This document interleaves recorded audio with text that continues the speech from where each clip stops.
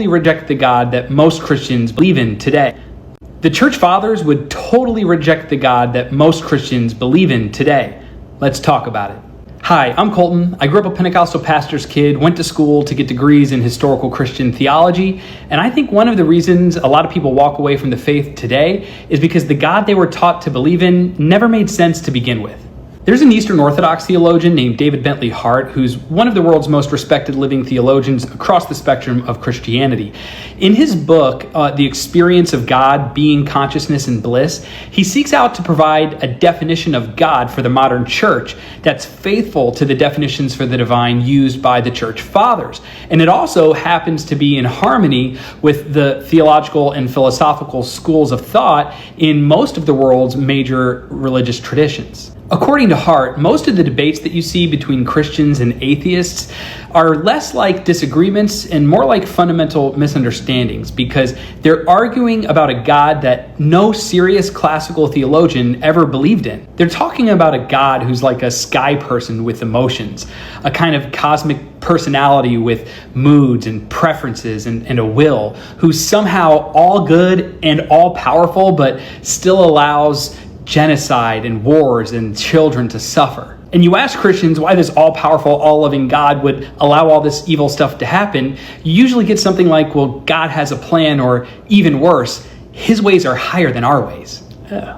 But that just doesn't hold up, and especially for the inquisitive person who's really bought into the moral teachings of Jesus, you eventually realize, hey, this God must not be good or worth worshiping, or they must not be real. So what is this definition of God that Hart says is shared by the early church fathers and other traditions like Advaita Vedanta, some schools of Sufism in the Islamic tradition, and even Neoplatonism? Well, here's the core idea, that God is not a being, not even the greatest of all beings. God is being itself, the infinite source of all things, the ground of consciousness and bliss, and what the church tradition and people like Thomas Aquinas called ipsum esse subsistens, which is Latin for being itself existing. To believe in God, then, is not to believe in some character at the top of the universe, but to believe in the mystery that makes the universe possible. And staying faithful to this understanding of God is a seismic shift that changes everything, because if God is not a psychological subject, like a rational agent who makes choices and has a will, then you don't have to tie yourself backwards into knots trying to make up excuses or reasons for why he lets bad things happen.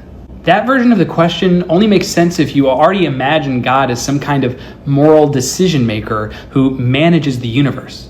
But according to Hart, the God of the Christian tradition isn't a participant in the story, but more like the medium in which the story is taking place. And when you get this, you realize how distorted and impoverished so much of modern theology has become, that just turns God into a kind of genie or cosmic butler, or worse, a sky tyrant.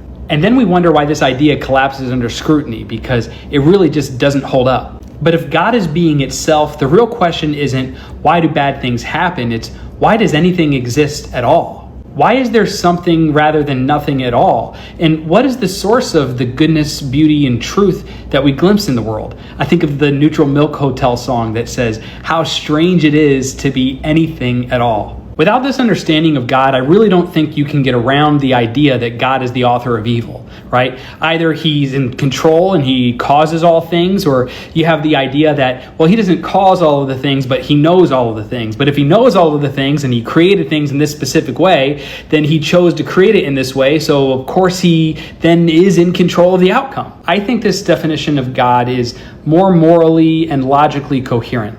With this definition of God, you can have an idea of salvation that isn't just you going to heaven and somehow being happy for all eternity despite like a lot of your friends and family and loved ones suffering. It means that salvation is about returning to your source and becoming divine. Hart writes that God became human so that humans might become God, and that whatever is not God exists as becoming divine, because God is all that is. This idea of God is consistent with the way that Paul talks about God. In Acts 17:28, Paul's preaching in Athens, and he quotes Greek poets when he says, "In him we live and move and have our being." in him. In Colossians 1:16 through 17, Paul says, "For in him all things in heaven and on earth were created, things visible and invisible. All things have been created through him and for him.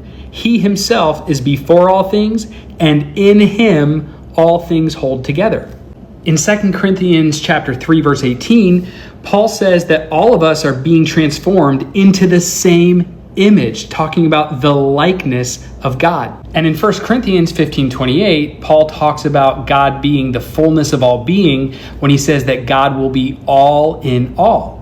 Now, as always, I'm going to talk about why this has implications for our current culture and politics. When we imagine God as a personality with allegiances, enemies, and political opinions, we end up with a pagan tribal deity who blesses our wars, sanctifies our systems, and gives divine cover to empire. But Hart says when we recover the vision of God as being itself, as the infinite radiant fullness from which all things arise, that we see the world and each other differently.